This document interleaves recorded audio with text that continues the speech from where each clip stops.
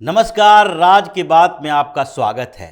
सियासत जब सत्ता पाने के उद्देश्य से की जाती है तो इसका मतलब है भाई भाई का नहीं होता, बाप बेटे का नहीं होता, चचा भतीजा के बीच जंग हो जाती है और भाई बहन के बीच भी विस्फोटक स्थिति पैदा हो सकती है। यह सियासत की अपनी पहचान है।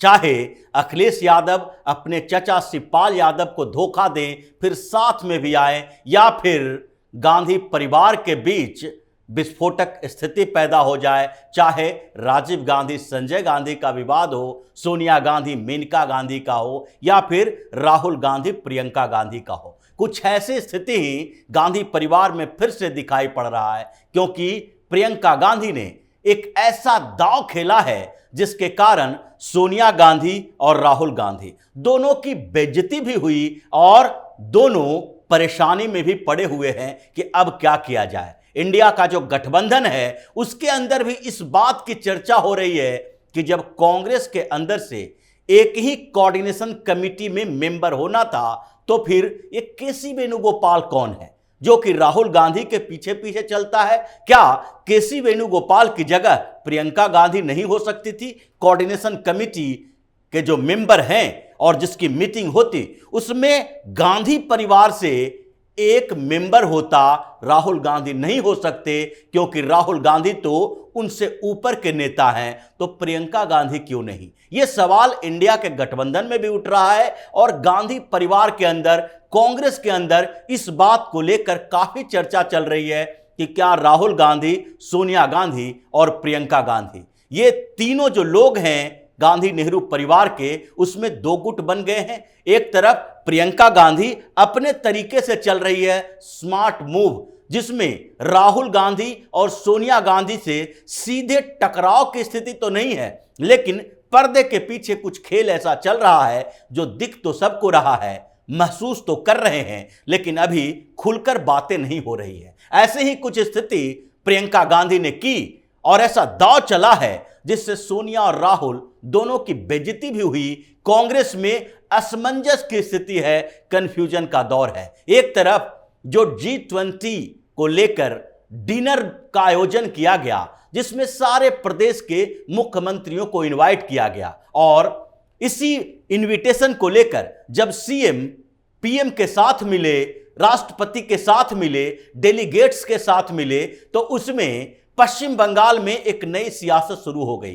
कांग्रेस चिढ़ी हुई है G20 से, क्योंकि कांग्रेस ने पहले ही बता दिया दलित होने के कारण मल्लिकार्जुन खड़गे को इनवाइट नहीं किया गया। परेशानी मल्लिकार्जुन खड़गे को लेकर नहीं थी, परेशानी राहुल गांधी सोनिया गांधी को लेकर थी, क्योंकि मल्लिकार्जुन खड़गे हैं क्या? मल्लिकार्जुन खड़गे की कांग्रेस में अभी भी वही औकात है जो एक सामान्य सांसद का होता है। सिर्फ उनका भाव इसलिए बढ़ा हुआ है क्योंकि सोनिया गांधी, राहुल गांधी मल्लिकार्जुन खड़गे के माध्यम से अपनी नीतियों को इंप्लीमेंट करवाते हैं, अपनी बात बुलवाते हैं, अपने लोगों को सेट करवाते हैं, चाहे CWC में हो या फिर किसी दूसरे संगठन में। इसलिए मल्लिकार्जुन खड़गे तो एक केवल चेहरा है, मेन बात जो है वो सोनिया गांधी, राहुल गांधी को लेकर है। कांग्रेस की चिढ़ ऐसी थी कि उन्होंने कई मुख्यमंत्री जो उनके हैं, चाहे कर्नाटक के मुख्यमंत्री हो, छत्तीसगढ़ के हो,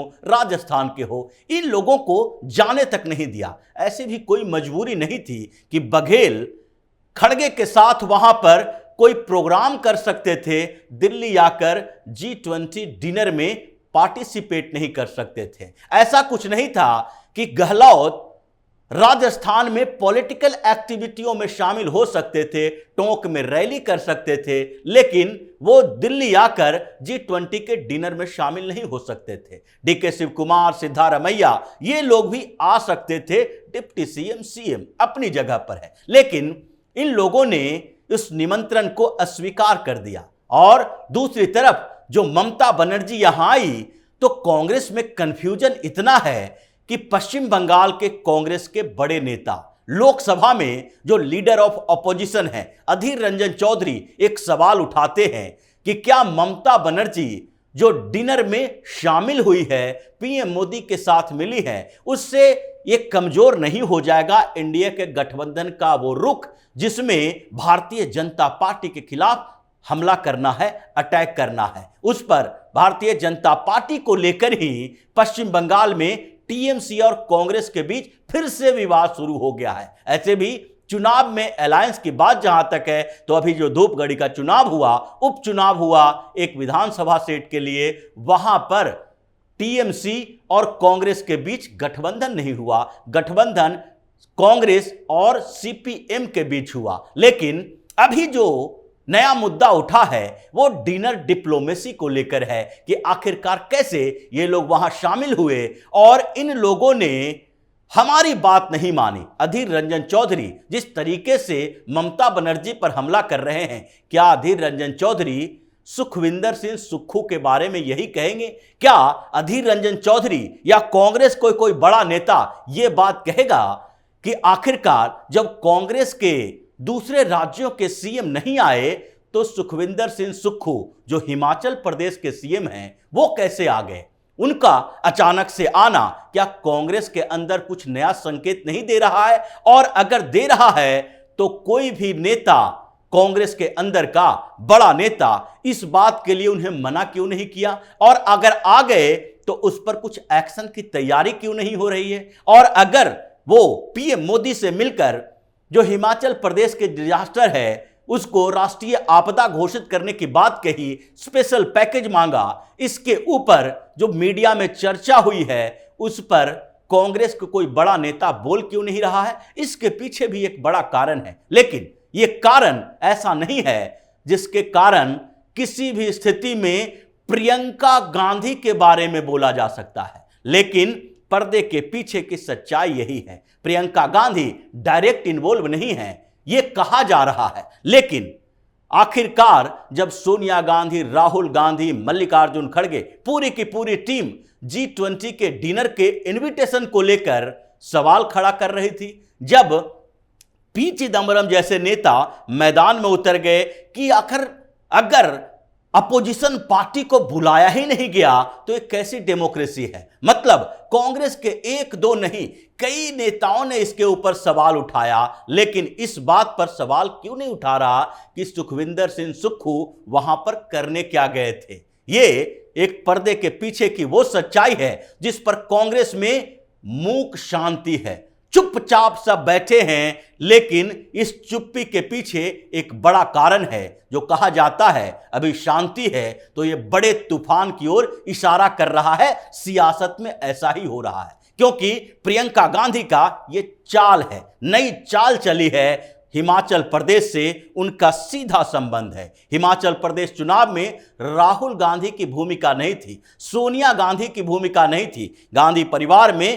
केवल प्रियंका गांधी ऐसे थी जो हिमाचल प्रदेश के चुनाव में पूरा फोकस किए हुए थी। कई रैलियां की, वहां के संगठन को बदला, प्रतिभा सिंह को समझाया। सुखविंदर सिंह सुक्खू को सीएम बनाने में सबसे अहम भूमिका उनकी है, क्योंकि जब चुनाव में जीत हुई, भारतीय जनता पार्टी कुछ थोड़े से मार्जिन से ही हार गई, तो उस समय यह सवाल उठा वहां सीएम कौन होगा। सीएम के रेस में चार नाम थे, लेकिन यह बात हमेशा कही जा रही थी कि हिमाचल प्रदेश में जो कांग्रेस को जीत मिली है उसमें सबसे अहम भूमिका प्रियंका गांधी की है, राहुल गांधी की नहीं, सोनिया गांधी की नहीं, खड़गे की नहीं, इस पूरे टीम की नहीं, बल्कि इसमें प्रियंका गांधी की सबसे बड़ी भूमिका है। जैसे कर्नाटक का चुनाव हुआ और कर्नाटक चुनाव में भारतीय जनता पार्टी को हार मिली, कांग्रेस जीत गई, तो उसमें बार बार हर जगह पर यही सवाल उठ रहा था, कर्नाटक चुनाव में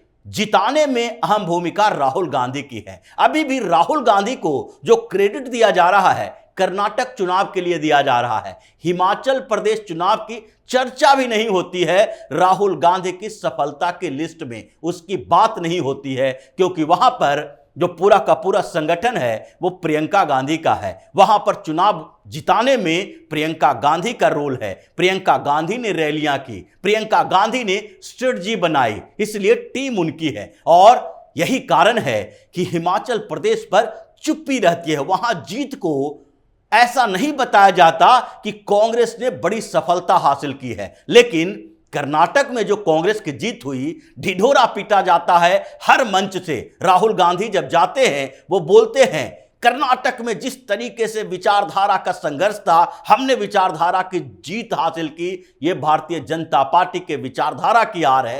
हिमाचल प्रदेश के बारे में इन्होंने कभी नहीं कहा। लेकिन प्रियंका गांधी ने इस बीच, जबकि सोनिया गांधी, मल्लिकार्जुन खड़गे राहुल गांधी को लेकर G20 में सारे कांग्रेस के नेता विरोध कर रहे थे, कांग्रेस के मुख्यमंत्री आने से मना कर रहे थे, एक पीछे से दांव चला इनविटेशन के, उसको स्वीकार करवाया सुखविंदर सिंह सुक्खू से और वहां पर डिनर के लिए भेज दिया गया।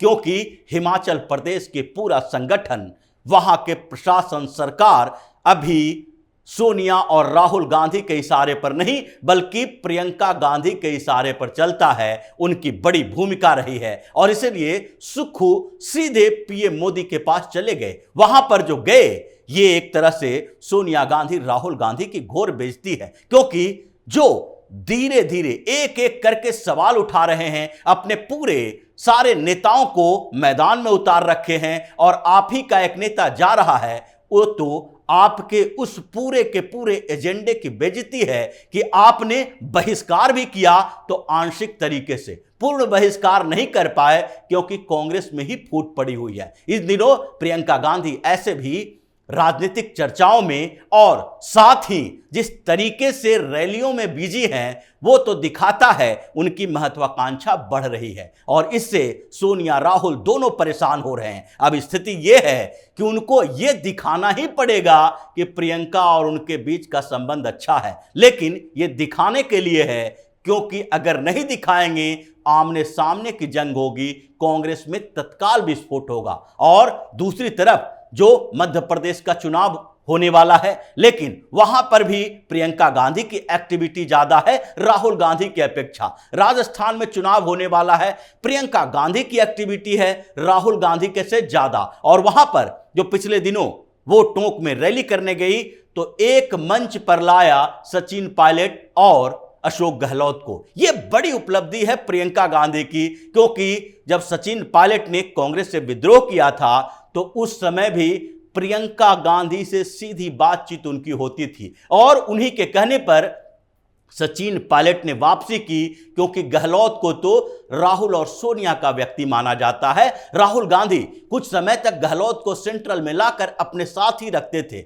मतलब स्थिति विस्फोटक है, कभी भी कांग्रेस में एक बड़ा विस्फोट हो सकता है और इसी बात को लेकर इंडिया गठबंधन में भी चर्चा है। और यह चर्चा इसलिए है क्योंकि जब कोऑर्डिनेशन कमेटी बनाई जा रही है, 13 तारीख को उसकी पहली बैठक होनी है और कोऑर्डिनेशन कमेटी में अगर जो नाम होना चाहिए कांग्रेस के तरफ से तो केसी वेणुगोपाल का क्यों होना चाहिए, जबकि प्रियंका गांधी सामने में खड़ी हैं, दिखाई पड़ रही हैं। उन्हें न पटना की बैठक में बुलाया गया विपक्षी एकता के लिए, न बेंगलुरु के बैठक में बुलाया गया, न ही मुंबई की बैठक में बुलाया गया। और विपक्षी पार्टी के नेताओं के साथ उनका कोऑर्डिनेशन का कि क्षमता कैसी होगी, कैसी कैपेबिलिटी होगी, यह भी नहीं दिखाया गया क्योंकि उन्हें इन लोगों से मुलाकात ही नहीं करने दिया जाता है। अब ऐसे में चर्चा तेज है, कभी भी कांग्रेस में विस्फोट हो सकता है और जो टीम और गुट बटे हुए हैं उन गुटों के बीच ऐसी चर्चा है